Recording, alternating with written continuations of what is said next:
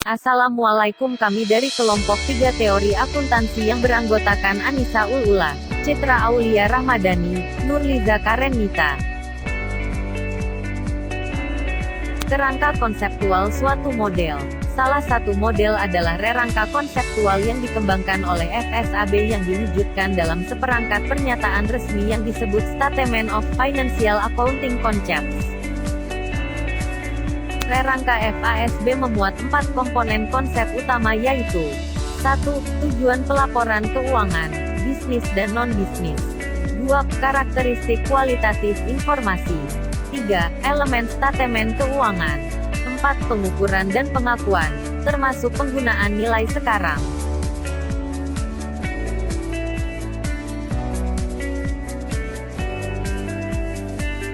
Tujuan pelaporan keuangan.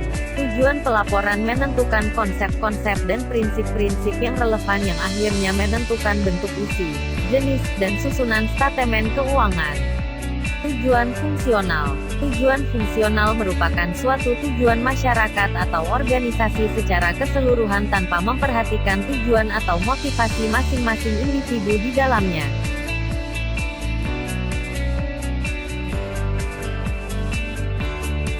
Tujuan bersama. Tujuan bersama adalah satu atau beberapa tujuan individual yang sama dengan tujuan individual lainnya.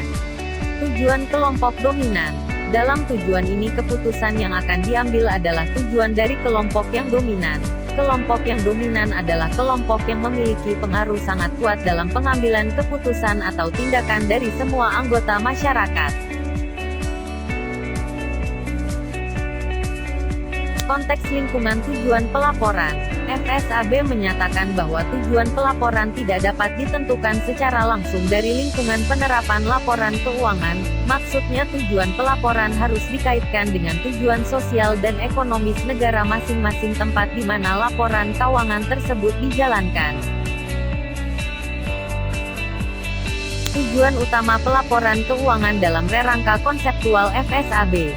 1. Pelaporan keuangan harus menyediakan informasi yang bermanfaat bagi para investor dan kreditor dan pemakai lain, baik berjalan maupun potensial, dalam membuat keputusan investasi, kredit, dan semacamnya yang rasional. 2. Pelaporan keuangan harus menyediakan informasi untuk membantu para investor dan kreditor dan pemakai lain, baik berjalan maupun potensial, dalam menilai atau assessing jumlah saat terjadi dan ketidakpastian penerimaan kas mendatang. Prospektif cash receipt dari dividen atau bunga dan pemerolehan kas proceeds mendatang dari penjualan, penebusan, atau jatuh temponya sekuritas atau pinjaman. 3. Pelaporan keuangan harus menyediakan informasi tentang sumber daya ekonomi suatu badan usaha, klaim terhadap sumber-sumber tersebut, kewajiban badan usaha untuk mentransfer sumber daya ekonomi ke entitas lain dan ekuitas pemilik dan akibat-akibat dari transaksi, kejadian, dan keadaan yang mengubah sumber daya badan usaha dan klaim terhadap sumber daya tersebut. Karakteristik dan keterbatasan informasi yaitu 1. Lebih berkaitan dengan badan usaha atau perusahaan daripada dengan industri atau ekonomi secara keseluruhan. 2. Lebih merupakan informasi kuantitatif yang bersifat pendekatan daripada penghitungan yang sifatnya lebih pasti. 3. Sebagian besar merefleksi pengaruh kejadian transaksi yang telah terjadi atau historis. 4. Hanya merupakan salah satu sumber informasi yang dibutuhkan oleh mereka yang mengambil keputusan tentang badan usaha.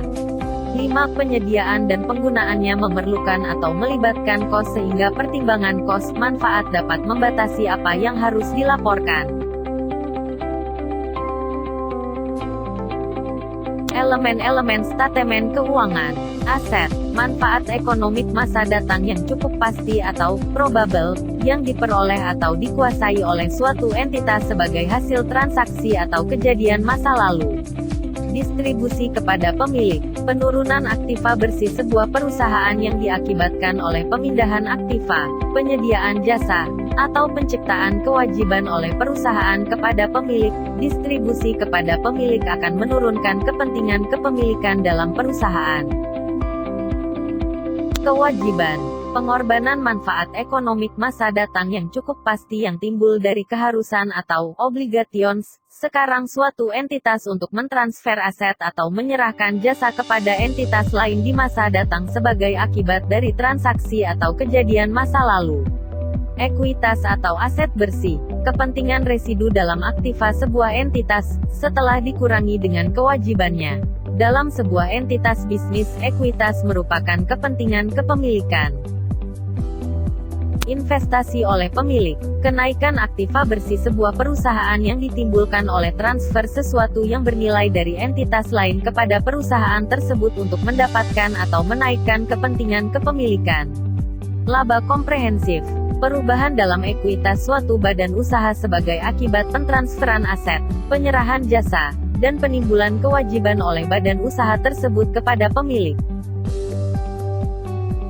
Pendapatan. Aliran masuk aset atau kenaikan aset lainnya pada suatu entitas atau penyelesaian, pelunasan kewajiban entitas tersebut dari penyerahan atau produksi barang, pemberian, penyerahan jasa, atau kegiatan lain yang membentuk operasi sentral atau utama dan berlanjut dari entitas tersebut. Biaya, aliran keluar aset atau penyerapan aset lainnya pada suatu entitas atau penimbulan kewajiban entitas tersebut, atau kombinasi keduanya, dari penyerahan atau produksi barang, pemberian, penyerahan jasa, atau kegiatan lain yang membentuk operasi sentral atau utama dan berlanjut dari entitas tersebut.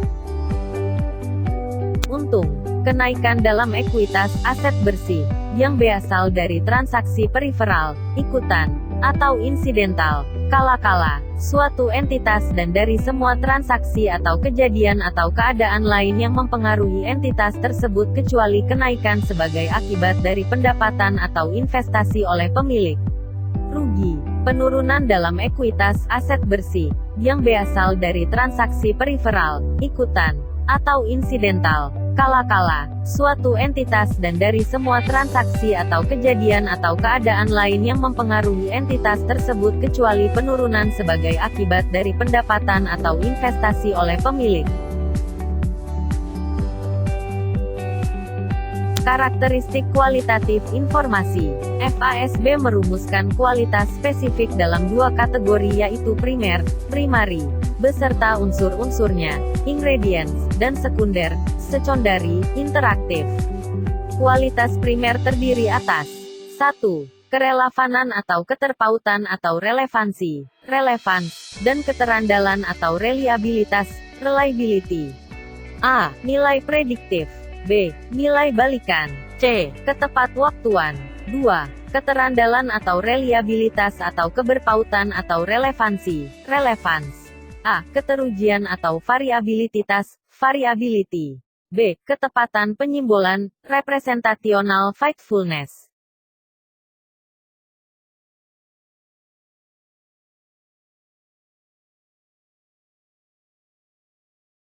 Kualitas sekunder terdiri atas A. Keterbandingan, comparability. B. Konsistensi, konsistensi. C. Kenetralan atau netralitas, neutrality. Pengukuran. Pengukuran adalah penentuan besarnya unit pengukur, jumlah rupiah, yang akan diletakkan pada suatu objek, elemen atau pos, yang terlibat dalam suatu transaksi, kejadian, atau keadaan untuk merepresentasi makna atau atribut objek tersebut. Pengertian pengukuran di atas bersifat umum atau luas, tidak dibatasi untuk pengukuran pada saat suatu objek terjadi atau diperoleh atau pada saat suatu objek. Pengakuan. Secara konseptual, pengakuan adalah penyajian suatu informasi melalui statemen keuangan sebagai ciri sentral pelaporan keuangan. FASB menetapkan 4 kriteria pengakuan fundamental, konseptual, sebagai berikut. 1. Definisi atau definitions. Suatu pos harus memenuhi definisi elemen statemen keuangan. 2. Keterukuran atau measurability. Suatu pos harus mempunyai atribut yang berpaut dengan keputusan dan dapat diukur dengan tingkat keterandalan yang cukup.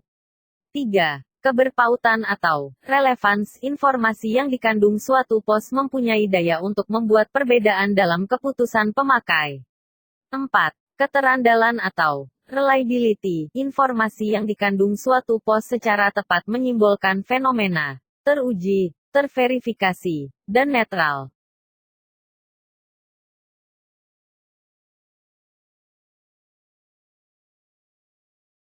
Aspek sosial tujuan dalam pelaporan. Sebagai teknologi, pelaporan keuangan dalam suatu negara harus direkayasa sehingga tujuan sosial dan ekonomik negara tercapai. Tujuan nasional dapat tercapai apabila kegiatan individual dengan berbagai motivasi untuk mencapai tujuan individualnya juga memaksimumkan tujuan negara. Dengan kata lain, terjadi keselarasan, kongruensi, antara tujuan, perilaku ekonomik individual yang membentuk masyarakat dan tujuan ekonomik negara. Demikianlah video presentasi ini kami buat. Apabila ada kesalahan penulisan atau pengucapan kami mohon maaf. Terima kasih. Assalamualaikum warahmatullahi wabarakatuh.